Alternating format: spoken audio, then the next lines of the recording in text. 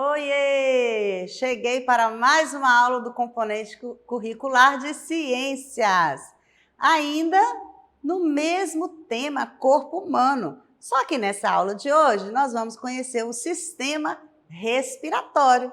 Para quem não me conhece, sou a professora Majoelzes Loring.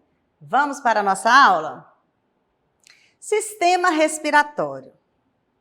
O gás oxigênio presente no ar é fundamental para a sobrevivência dos seres humanos. Ele é necessário para transformar os nutrientes fornecidos pelos alimentos em energia para o corpo. Ao produzir energia, esse processo gera gás carbônico. Essa transformação recebe o nome de respiração. O ar entra no organismo por meio do nariz e passa pelas cavidades nasais, faringe, laringe e a traqueia, a qual se liga aos brônquios. Por meio dos brônquios, o ar chega em cada um dos pulmões. Todos esses órgãos formam o sistema respiratório. Aqui nós temos a imagem do sistema respiratório com seus respectivos órgãos. Tem para você aí na sua aula da plataforma. Vamos agora falar de cada um deles. Nos pulmões existem milhões de pequenas estruturas chamadas alvéolos, onde ocorre a troca de gases. Na respiração, o gás oxigênio passa dos alvéolos para o sangue e o gás carbônico passa do sangue para os alvéolos. As fossas nasais são as cavidades no interior do nariz por onde entra o ar e retém algumas partículas de sujeira do ar que respiramos. Inclusive, esses pelos que a gente tem no nariz, eles têm essa função também de reter toda essa sujeira. Legal, né? Faringe, tubo que conduz o ar até a laringe e o alimento até o esôfago, ao caminho do ar e do alimento. Quando o alimento é engolido e passa para o esôfago, a epiglote fecha a entrada da laringe e impede que o alimento vá para o sistema respiratório. Vocês estão observando como que um sistema está ligado ao outro? Laringe é um tubo de cerca de 5 centímetros de comprimento que conduz o ar até a traqueia e tem em seu interior as pregas vocais responsáveis pela produção de sons. A traqueia é um tubo formado por cartilagens hialinas em formato de C, logo depois da laringe. Seu interior repleto de pelos auxilia na limpeza do ar que segue para os pulmões. Os brônquios são as ramificações da traqueia, que penetram cada um em um pulmão pela região do hilo. Esses brônquios penetram pelos pulmões e ramificam-se em 3 brônquios no pulmão direito e 2 no pulmão esquerdo. E os bronquíolos são ramificações dos brônquios. Possuem diâmetro de cerca de 1 milímetro e não possuem cartilagem. Esses também se ramificam, formando os bronquíolos terminais e, posteriormente, os bronquíolos respiratórios. Os bronquíolos respiratórios marcam a transição para a parte respiratória e abrem-se no chamado ducto alveolar. E os alvéolos pulmonares, o que são? São estruturas que fazem parte da última porção da árvore brônquica e estão localizadas no final dos ductos alveolares. São semelhantes a pequenas bolsas, ou seja, são parecidos com pequenas bolsas e apresentam uma parede epitelial fina e são o local onde ocorrem as trocas gasosas. Geralmente, os alvéolos estão organizados em grupos chamados de saco alveolar. Vamos falar um pouquinho mais sobre os pulmões agora. Os pulmões são órgãos em formato de cone, que apresentam consistência esponjosa e apresenta maior parte de seu parênquima, formado pelos alvéolos, sendo estimada a presença de cerca de 300 milhões de alvéolos nos pulmões. Cada pulmão é revertido por uma membrana chamada de pleura. O pulmão de uma criança geralmente apresenta a coloração rósea, enquanto do adulto pode ter uma coloração mais escura devido à maior exposição à poeira e à fuligem. Então, de criança tem uma coloração e adulto ela é modificada. Na respiração, para que ocorram as trocas gasosas entre o organismo e o ambiente, existem duas fases. A primeira delas é a inspiração, que é o movimento de entrada de ar para os pulmões. Esse ar vindo do ambiente contém o gás oxigênio, que ajuda o nosso corpo a utilizar a energia dos alimentos. O ar entra pelo nariz e chega aos pulmões, preenchendo-os. O diafragma se contrai e se move para baixo, e os músculos localizados entre as costelas movem-se para cima. A expiração é o movimento de saída de ar dos pulmões. Esse ar contém gás carbônico que foi produzido durante a liberação de energia dos alimentos e que agora é eliminado do nosso organismo.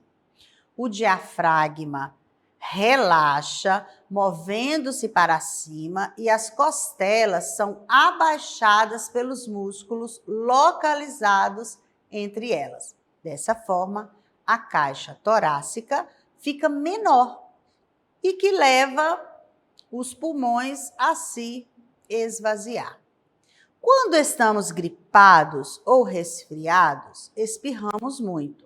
Por isso, é importante proteger a boca e o nariz para não contaminar outras pessoas.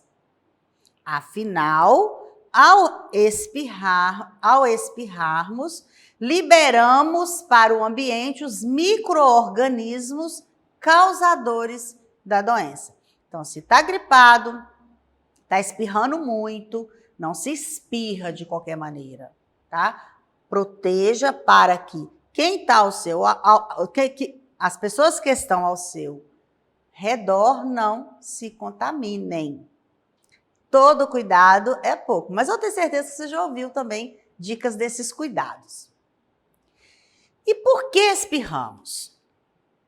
O espirro é uma reação involuntária do nosso organismo. Se ela é involuntária, por quê? Porque ela não depende da gente. A gente espirra, manda parar de espirrar, para de espirrar. Não é assim que funciona, não somos nós que controlamos isso. Tá? É uma reação involuntária do nosso próprio organismo e que é provocada principalmente pela presença do micro-organismo em nossas vias respiratórias.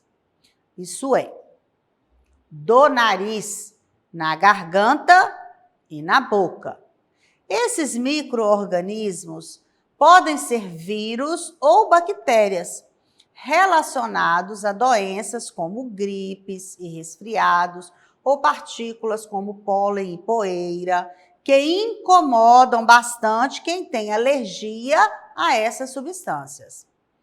Quando o nosso organismo detecta a presença desses micro-organismos, providencia um espirro, um forte jato de ar que sai pelo nariz e a boca e pode chegar até 160 quilômetros por hora. Olha que legal. Junto com esse ar, lá se vão os micro-organismos intrusos, aqueles que não deveriam estar ali. Legal, né? Então você já sabe agora por que nós espirramos. Ou seja, gente, espirrar também é importante. Vamos rever o que nós estudamos através de algumas atividades. Complete as lacunas com as palavras corretas. Quais são as palavras? Inspiração e expiração. O movimento que aumenta o tamanho da caixa torácica é o de inspiração ou é o de expiração? É o de inspiração, que é aquele momento que o ar entra para os pulmões. E o movimento que diminui o tamanho da caixa torácica é a expiração, que é o momento que o ar sai de dentro do pulmão. Observe as duas imagens e responda as questões.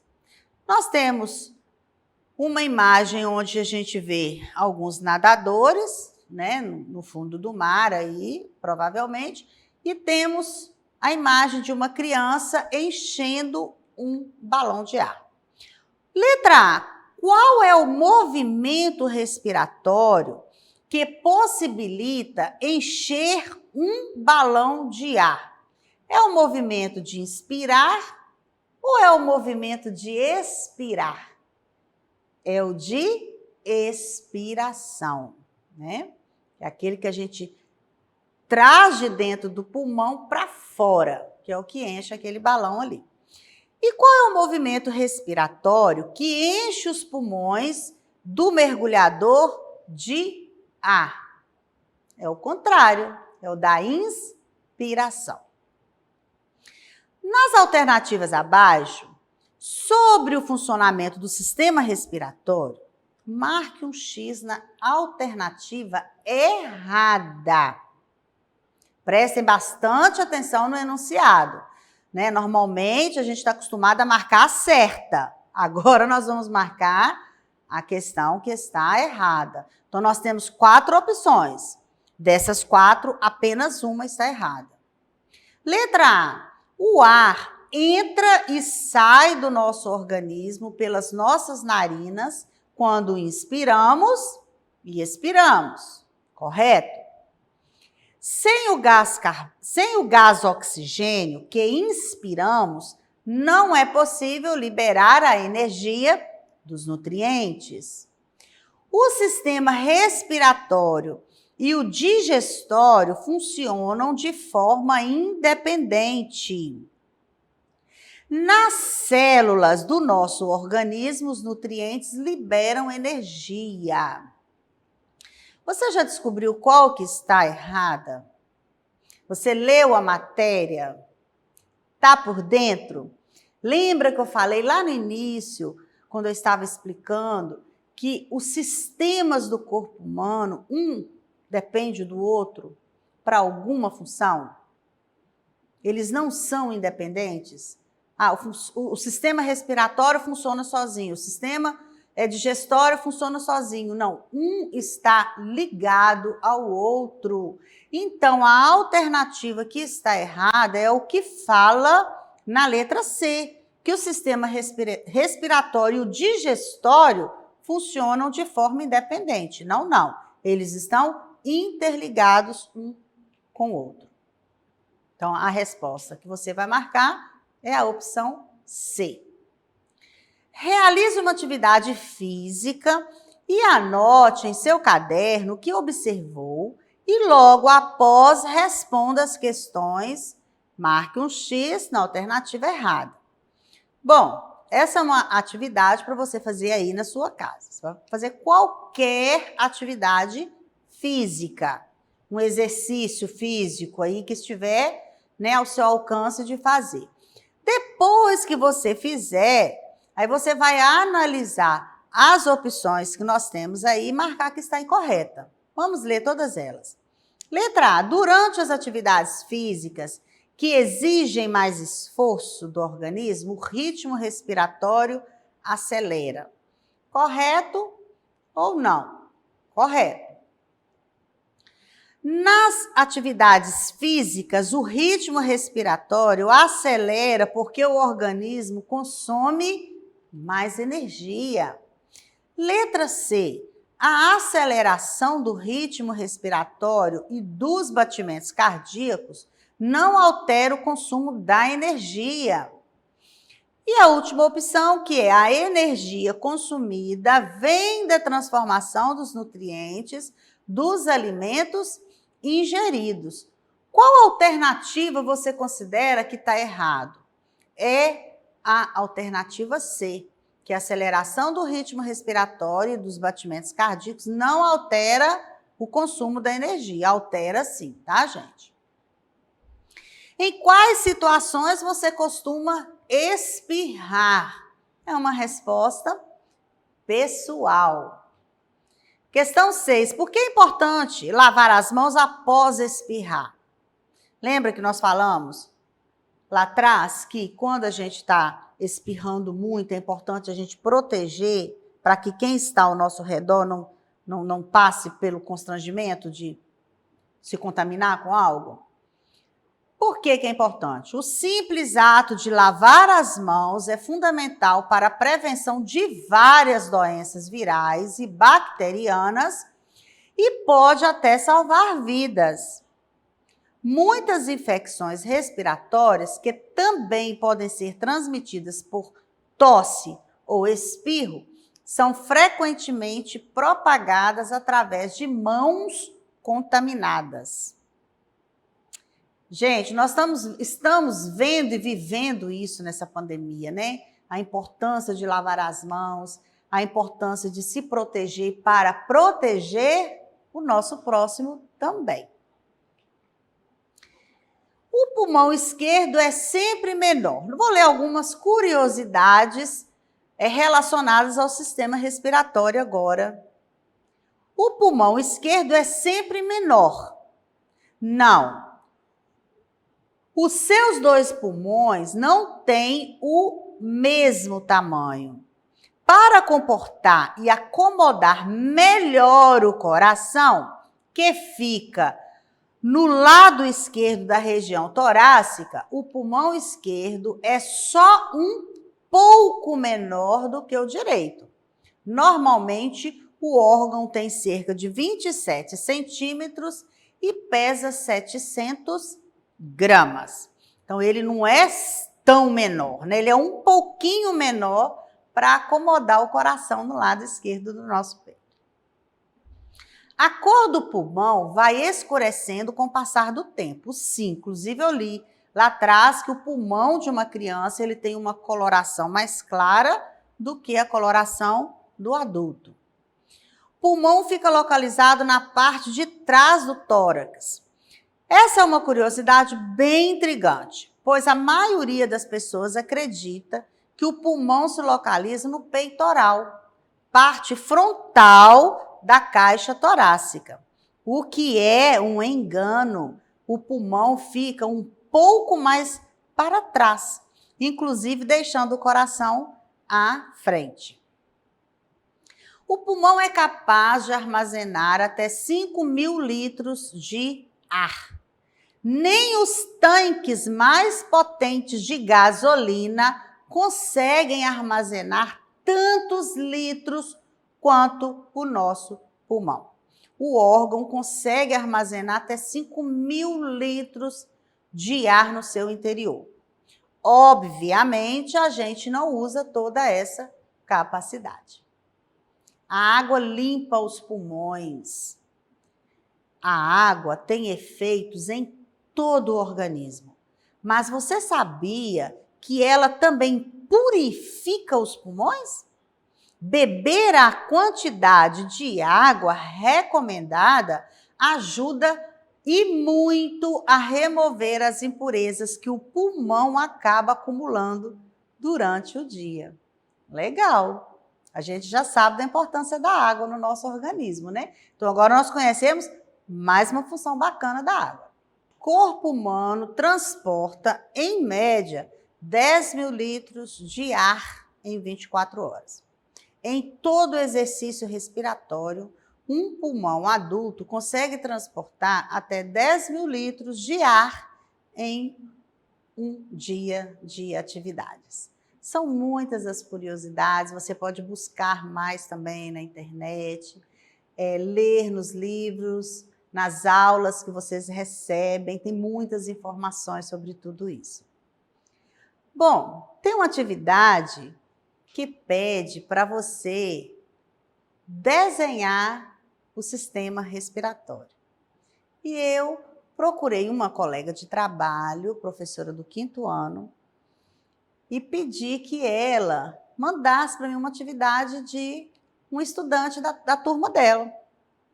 E ela me mandou esse desenho lindíssimo, totalmente bem explicado, ilustrado. Olha que maravilha! Olha o que vocês são capazes de fazer dentro de uma sala de aula, estudante. Olha a sua capacidade. Nunca se sinta incapaz de realizar nenhuma atividade, porque vocês têm potencial, sim. Olha que beleza. E quem foi que fez essa ilustração lindíssima? Vamos conhecer?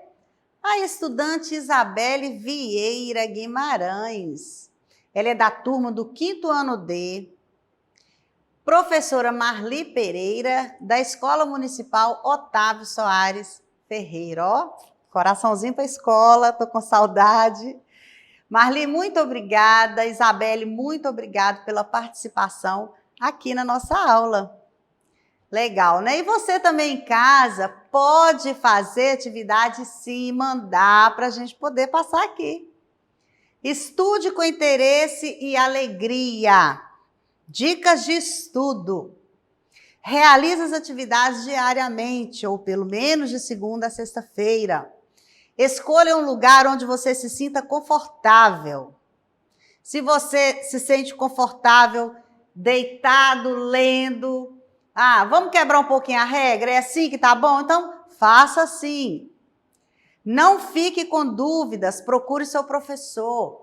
Leia sempre. A leitura é a arma para o conhecimento e, com certeza, ajuda na ortografia correta das palavras. Quem lê muito, fala bem e escreve bem. Ame. Ame a si mesmo, ame o seu próximo. Ama, vamos viver de amor. O amor transforma, o amor cura, o amor nos traz alegria. E para acessar nossas atividades na plataforma SMED GV, aponte a câmera do seu celular na imagem que está aparecendo aqui no cantinho da tela. Inscreva em nossas redes sociais, acesse tudo que você puder que estiver ligado a SMED GV. Não fique de fora de nada. Se não deu tempo para assistir essa aula, corre lá no nosso canal do YouTube e assista quantas vezes você quiser. Até a próxima aula. Tchau, tchau.